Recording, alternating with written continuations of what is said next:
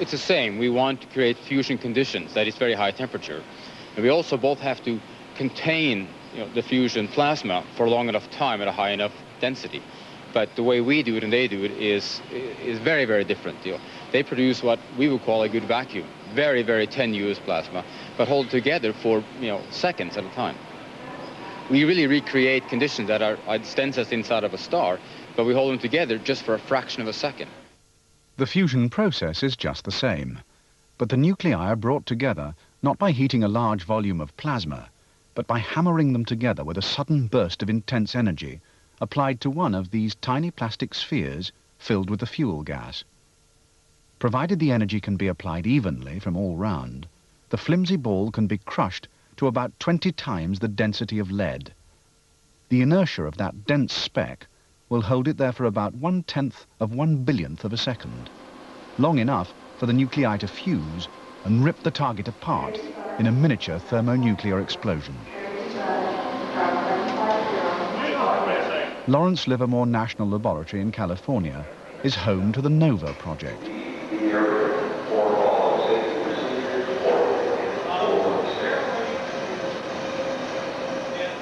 This is the most powerful laser in the world, capable of producing a flash of light 100 trillion times brighter than the sun. In a room 5 stories high and as long as a football pitch, 10 beams that began in a single low-power laser are amplified by pumping in energy from intensely bright flash lamps. The air in here is kept cleaner than in a hospital operating theatre. If the laser light were to strike a single speck of dust on any of the optics, the resulting explosion could blow a crater in the surface of the glass.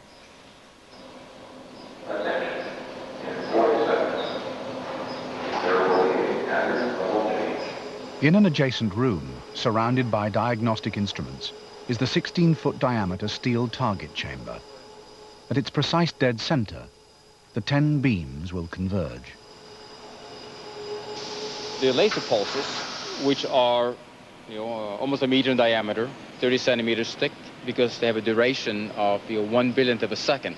So light moves 1 foot, right, or about 30 centimeters in that time. So they're these little chunks or pancakes or cylinders of light rushing down there, each with about 10 trillion watts of power, or sort of 20 times the US generating capacity. And then what they see first is a series of crystals, very highly polished, very specific, very accurate crystals. And they do a little bit of magic. They change the color of the light from infrared to ultraviolet. The laser likes to work in the infrared. The target's like ultraviolet. So we have to change the color of the light. We do that, and then they hit a big focusing lens or magnifying glass, if you want. That is, again, about a meter diameter. And then the light is focused in, to something that can be as small as a fraction of a human hair in diameter. And so then all these laser pulses, if you want, converge on the target from all directions, heat up the surface to about 100 million degrees, and then immediately the plastic shell doesn't remain a plastic shell anymore. Half of it sort of flies out into space, and the other half flies inward. Just like a rocket moves forward by pushing hot gases backwards. The shell becomes its own spherical rocket. You have these enormous pressures going this way, which forces the shell in on itself and can generate incredible pressures, 100 million times the atmospheric pressure. It's quite an interesting science field to pursue in itself. Not to mention that we do make small stars.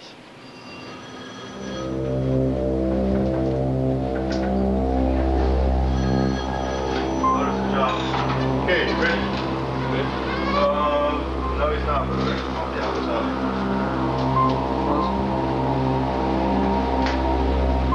Okay.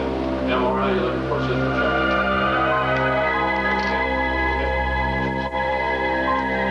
Attention on the mark. A full system shock sequence will be initiated. At this time, all personnel must declare the laser bay with regard to the viewing target areas in all viewing galleries. 3, 2, 1, mark. We do make energy, and we do make neutrons, deuterium, tritium, real fusion neutrons. But so far, we use about maybe 10,000 times more energy in the process than we get out of the process. So This is not a power plant in a very long way, but that's the purpose of the project here, is to understand what does it take to break the threshold, if you want, and get ignition and get more energy out than you put in. 6, 5, 4, 3, 2, 1, shot. Please maintain radio silence for at least 2 minutes. This is full system shot number 4. For 1/10 of a second, the laser beams come together. The thrust that drives the imploding pellet is 100 times greater than that of the space shuttle launcher. Yet this is simply due to the energy being squeezed into such an incredibly brief flash. The total energy delivered by the laser is only as much as you would get more slowly from eating 2 jammed donuts. That's enough to trigger the fusion reaction, but not yet enough to achieve ignition. Just as with magnetic fusion, the challenge of proof still lies ahead. Fusion works. That's never really been an issue. Stars shine just fine. The hydrogen bomb works, just fine. The question always has been for magnetic and inertial or laser fusion is, could you start the process with a machine small enough that it would make economical sense to think about building your power plant? If you had to recreate the sun, here on Earth, then it might be scientifically interesting, but not very practical. Although we haven't done ignition yet in the laboratory, the evidence and the predictive capability has convinced us, as in the community, that yes, a machine that is small enough, we fit in this building, would in fact allow you to get the energy out to make power plants. That doesn't mean it will be cheap or easy or when you'll have it done. I'm sure we can do it. How quickly, how cheaply, I don't know, but it's possible. And that's the first, that's the most important step.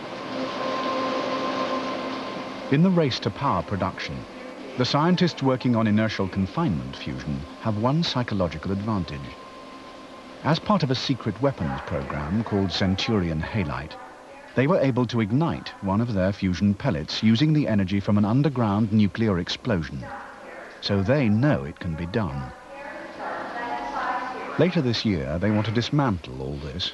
Nova, the world's most powerful laser, would be replaced by Nova Upgrade, a laser 20 times more powerful. Powerful enough, according to the calculations, to achieve ignition in the laboratory. Like Nova, Nova Upgrade will be paid for from a defense budget. Once you generate these 50 to 100 million degree temperatures and densities 20 times that of lead, guess what? You've reproduced conditions that exist only 2 places in the universe, in a star and in a nuclear device. So for a very short time, you can recreate conditions that look like they were on the inside of a thermonuclear weapon.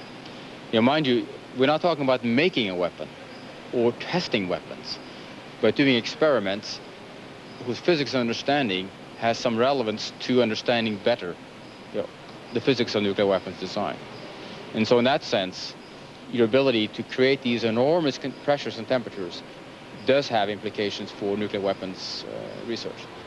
Defense budgets have allowed inertial confinement fusion to make rapid progress. But as a commercial power technology, it still has problems to overcome. In the case of lasers, there is an ability to focus light very precisely. That's a tremendous advantage of the laser program. The difficulty is that producing the energy in this form of light is this is not a very efficient process, and the work in the laser program is typically aimed at improving this conversion of electrical power to light power. But lasers are not the only way to implode a fusion target. In the deserts of New Mexico, a cluster of low buildings houses some of the most powerful radiation sources in the world. Most of them are classified machines, used to simulate the effects of nuclear blast. But one of the biggest among them is used exclusively for fusion research.